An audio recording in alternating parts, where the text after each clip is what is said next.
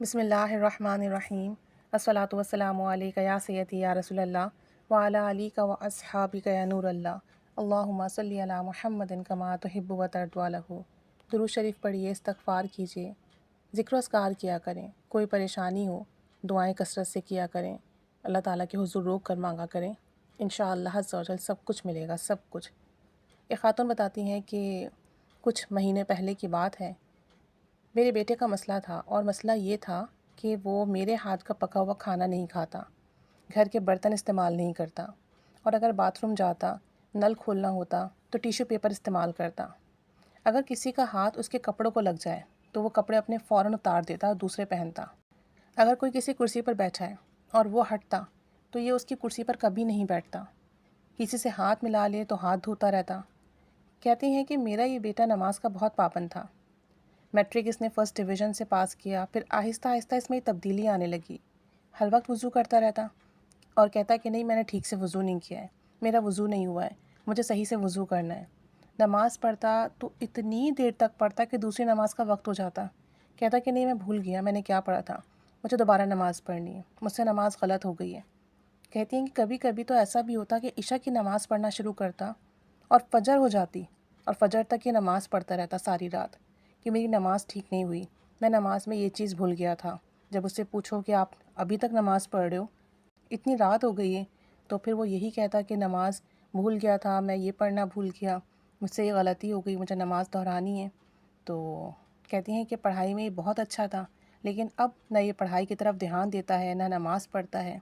اور اگر نماز کبھی پڑھے گا بھی تو 2 گھنٹے لگا دیتا ہے، اور نماز بھی اپنی چارپائی پر ہی پڑھتا ہے۔ کہتی ہیں کہ مجھے اتنی پریشانی لاحق تھی کہ اسے آخر ہو کیا گیا ہے۔ پھر میں نے اس اپنے بچے کے لیے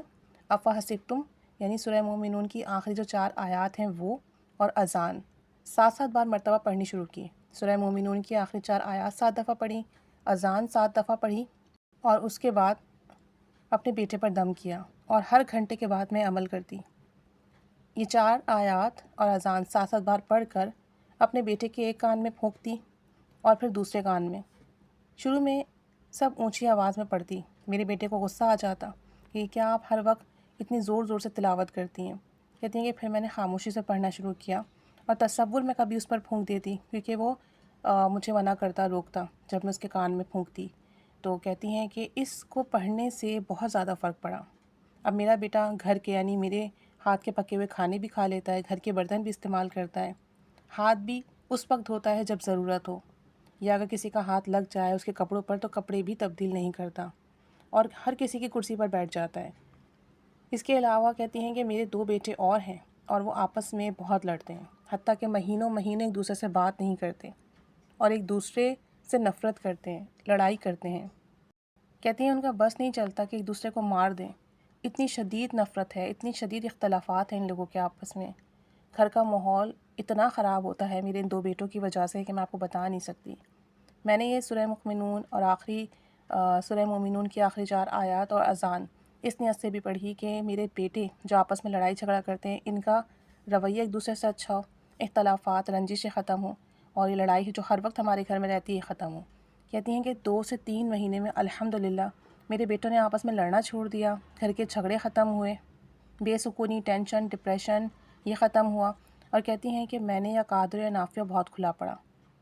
اس نیت سے کہ یا اللہ تو قادر ہے، تو نفع دینے والا ہے، تو میرے گھر پر رحمت کی نگاہ فرما، میرے بچوں کے آپس میں لڑائی جھگڑے اختلافات ختم فرما،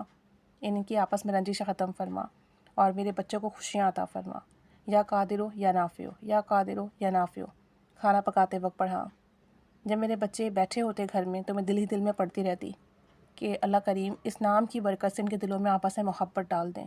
اور کہتی ہیں کہ اس کی میں نے بہت برکات دیکھی، گھر سے سکون جو پہلے نہیں تھا اب الحمدللہ سکون ہے، بے چینی ختم ہوئی، آپس کے اختلافات ختم ہوئے، میرے بیٹوں کی جو بھی تکالیف تھیں روحانی جسمانی وہ ختم ہوئی،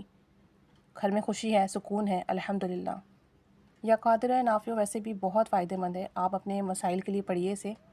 اگر کوئی مسئلہ آ جاتا ہے تو کثرت سے ورد کیجیے، ورنہ 40 بار یا 45 بار اسے پڑھنے کا معمول رکھیے، ہر نماز کے بعد پڑھ لیں، کوئی کام شروع کرنے سے پہلے پڑھ لیں، رستے میں ہو سفر میں ہو تو پڑھ لیں، بہت فائدہ ملتا ہے، اللہ کے مبارک نام ہیں، اسے جتنا پڑھیں گے اتنا زیادہ فائدہ ملے گا۔ اللہ تعالیٰ سب پر رحمت کرم فضل کی نگاہ فرمائے، سب کے لیے آسانی فرمائے، آمین۔